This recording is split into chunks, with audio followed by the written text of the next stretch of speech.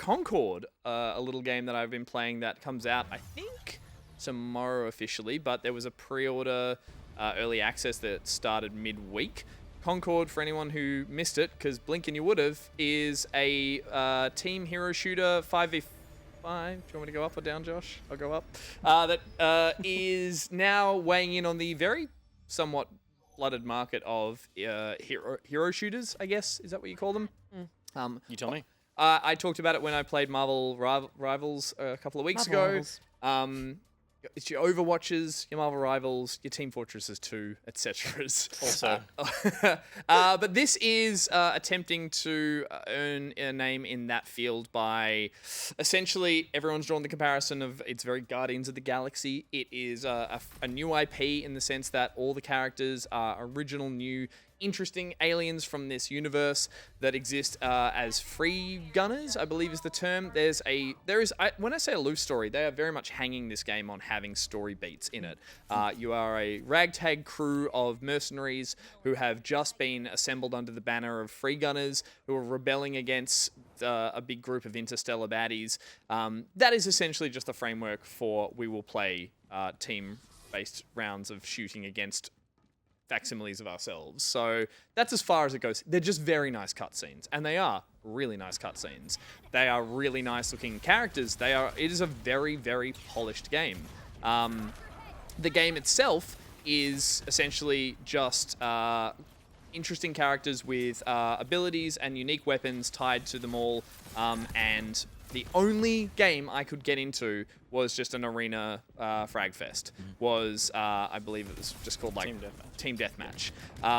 There's a Team Deathmatch, there's an objectives-based mode, and there's like a kill confirmed mode. So it is really skint in terms of the game modes, which really surprised me because I thought this was going to try and flesh out what is a $59 price tag or a $40 US, maybe 50 to 60 bucks in Australia.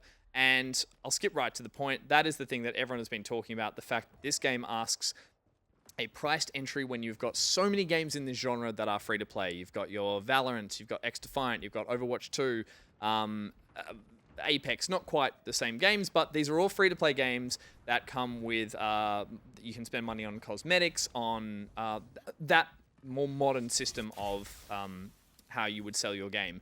This has decided that they've put so much polish into it that they think it deserves, and rightly so, payment up front. They want to get paid for this shit? Well, this is the thing. They deserve it. The game is so polished in the sense that it feels genuinely next gen, or current gen, I should call it. Like, it is a very, very good-looking, good-sounding, good-feeling shooter. The genuine feedback from the weapons, the abilities, it sounds amazing. It just looks so shiny and crisp. It feels like a PS5 game. It's on PS5 and PC, but I played on PS5, and it felt for the first time in months like I'd finally using the hardware for what it was made for. And in that sense, I really adored it. I was like, this is fantastic. However, as I mentioned, I struggled to find a game in the pre-order round, and when this was in beta only about 3 or 4 weeks ago, it was only for people who pre-ordered, I believe, and the numbers were very, very down, and people were struggling to find matches, and I think it's a huge ask to expect people to buy in to a arena hero shooter when there are so many other versions you could be playing, even though it is fantastically built and well thought out and clearly has a lot of love, passion, and talent. The team, Firewalk Studios, have a bunch of veterans from who've worked, I think, for Bungie, or potentially for 343. Anyway, it has good pedigree in terms of the developers, and you feel that in all elements of the actual minute-to-minute gameplay. I'm on fire! Yeah. And the creativity on show is fantastic. All the heroes, or these characters, all just have heaps of personality, almost too much personality from the get-go. You're a little bit like, who are you? What are all your abilities? And like any good hero shooter, you should feel a bit overwhelmed at the start of like, who am I going to pick to main? And what am I going to enjoy as an ability to use? Because, yeah, there is a real mix of fast-paced assassins, heavies that run with shields. I don't think this borrows too heavily from other hero shooters like your Overwatches and stuff. It doesn't feel derivative in that sense, but it definitely has a steep learning curve of trying to find the hero you'd like and you want to play with. I only got like 3 that I really liked in my kind of like 5 hours playing it, but people were proing a couple of characters already. I just don't think that Proing. like they would already like they Playing were really you good could see at strats character. they Okay, were I mean, using. Play sorry. good. Play game good. They were using strats and Proing. stuff with team build-ups. Synergies. Yeah, they were synergizing their plays. And that is the way to win this game. It is all about. It does feel a little bit more like Destiny Well, Crucible. That's good. Oh no! Don't bring up Destiny's multiplayer. That's a joke. Well, I never. But it's more okay. like that's the point of these things, right? Like I'm always disappointed when a hero shooter like this, like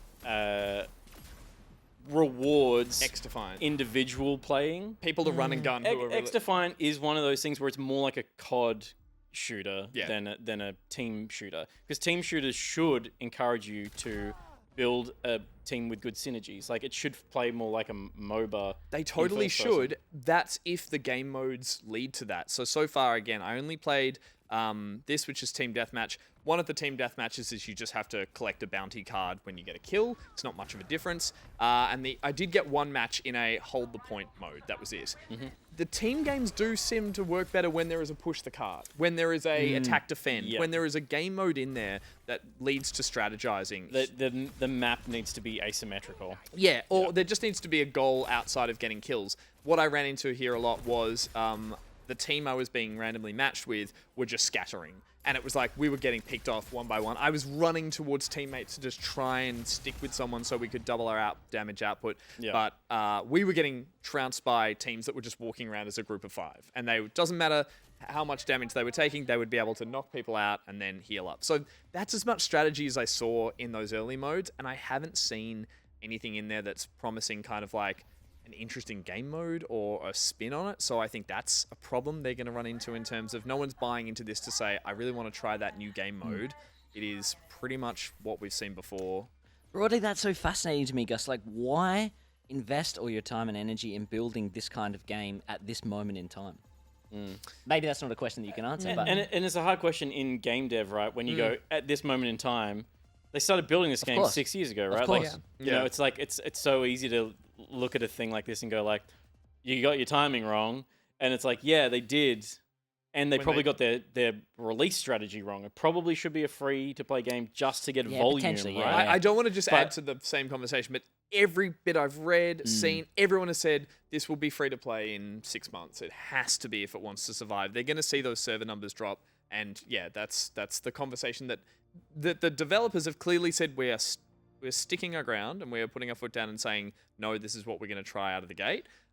They even have a little message that pops up at the start of the game when you first boot it up that's like, look, it's genuine. They're saying we're a passionate development team that really believe this game has the legs to stick it out, but it does feel, I don't want to say in response to, but it does feel like it's talking to that point we're making, which is a bit... Sorry. Yeah, Enjoy. yeah, a little bit of that. So it's a bold strategy, Cotton. Yeah. I mean, Look, that- yeah. maybe it's they get a bit of capital up top from people who do buy in, and see then if when it it works goes, out. well, then it'll do that thing. It goes free to play, and the people who did buy in early on might get a few cosmetic upgrades or whatever the currency they decide to put into it. I hope it does that because I think this is a really fun shooter, and this again, the creativity that's on show here and the skill, the development skill in terms of making a really floaty shooter that feels like, again, I didn't play much of Crucible, but I do remember it being like heavy abilities and kind of like lots of floating. There's lots of double jumping and like diving out of the way. There's like It's an interesting pace because I'm immediately thinking Quake when I'm looking at it, which is cool. I love Yeah, Quake, and I love arena shooters that are like Quake.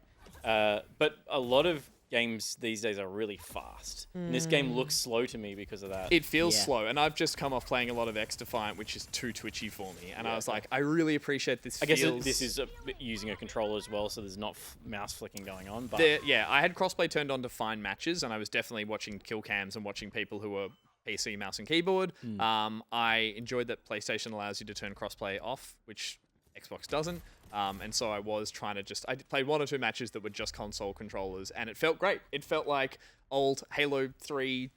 I don't know. It felt floatier and more of a dance when you got into some fights. You could think about your abilities and you could plan them as and not be like, oh, cool, I don't have the reflexes of a 13-year-old anymore. I can't get any kills. But 13-year-olds can't afford to buy this game. Exactly.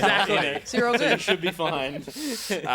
So yeah, I'm interested to see where they go with this. I was very skeptical when I saw the trailer, even of the design and the sort of the what I thought was a kind of derivative art style of like, oh, all these characters just look like rip-offs of other characters from other worlds. But the more I played it, the more I was like, no, I really like all these characters. They feel like there's some real creativity on That's show. the It's exact just same the thing my friend it's said just about the it, Drax character. There is one heavy blue Screams who better kind of than and he speaks a bit like, I don't understand. I'm angry and I'm a warrior. I'm like, how did you not just pull the plug on that character? Is there any aim assist?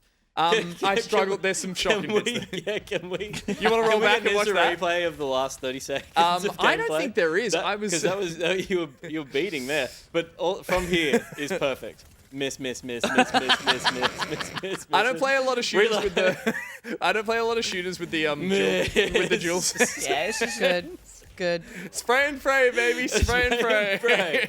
You do get a kill assist here. I So, yeah. Look, I don't play a lot of shooters with the dual sense, but and all I the, liked, like, and yeah. it felt chunky and slow, and I was Yeah. like, Also, this, my brother was playing. And also my Yeah, husband yeah, It's was just playing. another, and I didn't mean to call out how shit Well, that you gameplay did. was. Yeah. But I had to. It was funny. Because you're good at playing COD on console. yes, That snap to, the left trigger snap to thing is Yeah. like feels almost imperative in a shooter with a controller now. Yeah. And like, for all of its many faults, 343 actually did a really good job of the controller feel of the last Halo. Mm. Halo Infinite feels to me like the best version of what somewhere in between a mouse and keyboard and controller shooter can play like and Yeah.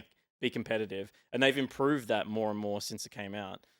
So it's interesting watching that footage where I'm like, I'm sure I'd play exactly the same with a controller, even though I can play Halo really well with a controller. Like, totally. just because I of even the was design. playing around to see. I didn't see any aim assist. I was practicing, seeing if like doing iron sights was going to lock me onto anyone. It didn't appear to. Clearly didn't appear to.